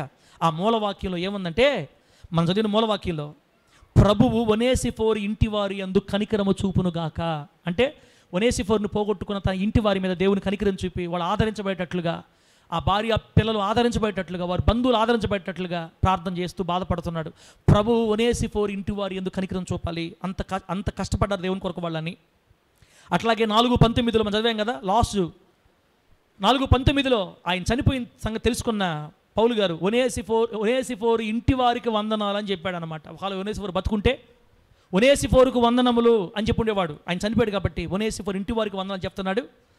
అప్పటికే ఈ దైవజనుడు ప్రభు ఎదుకు వెళ్ళిపోయాడు. భర్త చనిపోయినా ఒనేసిఫోరు భార్య కానీ అతని పిల్లలు కానీ దేవుని విడవలేదు, సంఘాన్ని విడలేదు, ప్రభువుని ఎడబాయలేదు. ప్రభు నామానికి మహిమ కలుగునుగాక. అందుకే ఆ కుటుంబాన్ని మర్చిపోవద్దని తిమోతి గారికి చెప్తున్నాడు పౌలు గారు. మరి మన సంగతి ఏంటి? ఒనేసిఫోరు వంటి భక్తిని కలుగుందామా? ఒనేసిఫోరు వంటి త్యాగం, ఒనేసిఫోరు వంటి ప్రభు కోసం రోషం. మీరు అనుకుంటారు ఇంత వాక్యం చెప్పేటప్పుడు, ఎంత ఎక్కువ భక్తి చేయాల్సిన తొందరగా పోతాడు ఒనేసిఫోరు, మిగలడా, బతకడా, చచ్చిపోయి ఉంటాడా అని అనుకున్నారు. మీరు కొంతమంది అనుకున్నారు కదా, అట్టే పోయాడు. మీకు తెలుసా, అకుల ప్రిస్కిల్లా గారిని చంపేశారు ఎట్లాగే దేవుని కోసం. ఒనేసిఫోరు చనిపోయాడు, ఎపఫ్రా చంపబడ్డాడు. అందరు హతసాక్షులు అయిపోయి తెలుసా, దైవజనుడి కోసం అండి, సంఘం కోసం, సేవ కోసం. నీ సంగతి ఏందక్క తమ్ముడా, నీ సంగతి ఏంటి? ఈ రోజు నుంచి ఒక ప్రార్థన చేయండి మీరు. ప్రభువా, మా ముత్తుకూరు సంఘం ఒనేసిఫోరులతో నిండునుగాక. ప్రభువా, మా ముత్తుకూరు సంఘం అకుల ప్రిస్కిల్లాలతో నిండునుగాక. మా ఒనేసిఫోరు సంఘం ఎపఫ్రా, తిమోతి లాంటి భక్తులతో నిండునుగాక. యాసోను ఎవరు చెప్పండి? యాసోను ఎవరు? మనం విన్నాం ఇక్కడ. యాసోను ఎవరు? పౌలు గారి బంధువు. తెస్సలోనిక పట్టణంలో మంచి వ్యాపారం, ప్రభు కోసం అన్నీ వదిలిపెట్టి దేవుడిని నమ్మి పౌలు గారిని బట్టి ప్రభుని తెలుసుకొని ఆయన కూడా ప్రభు కోసం మొత్తం వదిలిపెట్టి సేవ చేశాడు కదా. మరి మంచి వ్యాపారస్తుడు, రియల్ ఎస్టేట్ వ్యాపారం చేసేవాడు, మారుమూసి పొందారు కదా. తన ఆస్తినంతా దేవుని సేవకిచ్చి, అటువంటి యాసోనులు రావాలి ఈ మందిరానికి యేసునామంలో. అటువంటి యాసోనులు వస్తేనే మనం వెనక స్థలం కొనగలుగుతాం యేసునామంలో. ఆమె చెప్పండి గట్టిగా, ఇచ్చి తీరతాడు యేసయ్యా. ఎబెద్మెలకు వంటి వారు రావాలి. ఎబెద్మెలకు ఎవరు? నపుంసకుడు. దైవజనుడు తాళ్ళతో పైకి లేపాడు కట్టి, అట్లాంటి వాళ్ళ సంఘాల్లోకి రావాలి. అక్కడి నుంచి వస్తారు సలోమి లాంటి స్త్రీలు, మగ్దలేనే మరియ వంటి స్త్రీలు, మార్త, మరియ, లాజరు వంటి బేతనీయ కుటుంబాలు దేవుడు మన సంఘాల్లో నింపును గాక. ఒనేసిము వంటి అహరోను హూరులు వంటి వారిని దేవుడు సంఘంలో లేపతాడు యేసునామంలో. బెసలేలు, అహోలియాబులు వంటి వాళ్ళు సంఘంలోకి వస్తారు. బిడ్డలారా, బర్నబా లాంటి వాళ్ళు తన పొలానంతా అమ్మి మందిరం దగ్గర పెట్టే గొప్పవారిని ప్రభు మందిరంలోకి నడిపించును గాక. చెప్పండి గట్టిగా హల్లెలూయా. పేతురు, యోహాను, యాకోబు, యేసుక్రీస్తు వారిని హృదయపూర్వకంగా ప్రేమించిన వారిలాగా అటువంటి వారిని మన సంఘంలో ప్రభు తీసుకొని వస్తాడు. మార్కు తల్లి అయిన మరియ వంటి వారిని, బర్నబా వంటి వారిని దేవుడి సంఘం నిలబెట్టబోతున్నాడు. నమ్మిన వాళ్ళు గట్టిగా హల్లెలూయా చెప్పండి. చెప్పండి గట్టిగా హల్లెలూయా. ఇక మీదట నుండి మన సంఘాన్ని భక్తి పరులతో నింపబోతున్న ప్రభుకి మహిమ కలుగునుగాక. ఇన్నాళ్ళు మనం పడ్డ కష్టానికి దేవుడు మనకు ద్వారాలు తెరవబోతున్నాడు యేసునామంలో. మీరు కూడా మగ్దలేని మరియల వంటి వారే ప్రభు కోసం నిలబడుదురుగాక. ఒనేసిఫోరులాగా నిలబడుదురుగాక. ప్రార్థన చేసుకునే ముందు మళ్ళా ప్రమాద హెచ్చరిక. ఎవరైనా ఇంకా ప్రభుకు దూరంగా ఉంటే, ఇంకా జీవితాలు పాడు చేసుకుని లోకంలో పాపంలో బంధించబడి ఉంటే, మీ అందరి కొరకు 2000 సంవత్సరాల క్రితమే ప్రభు సిలువలో వెల చెల్లించాడు. మన అందరి పాపముల కొరకై ప్రభు రక్తము చిందించి సిలువలో ఆయన ప్రాణత్యాగం చేసి మన పాపములకు విమోచన కలుగు చేశాడు. నువ్వు పాపంలో ఉంటే ఆ విమోచన అనుభవించలేవు. ఇప్పుడే దేవుడితో సమాధానపడి ప్రభువుని హత్తుకొని నన్ను క్షమించు ప్రభు అని అడిగితే పాపమంతటిని వదిలేస్తాడు, క్షమిస్తాడు.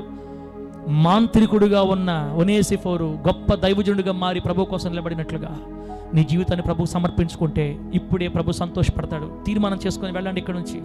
ప్రభు మిమ్మల్ని, మీ కుటుంబాలను సమృద్ధిగా ఆశీర్వదించి వాక్యం మనకు దీవెనకరంగా మార్చి వర్ధిల్ల చేయునుగాక.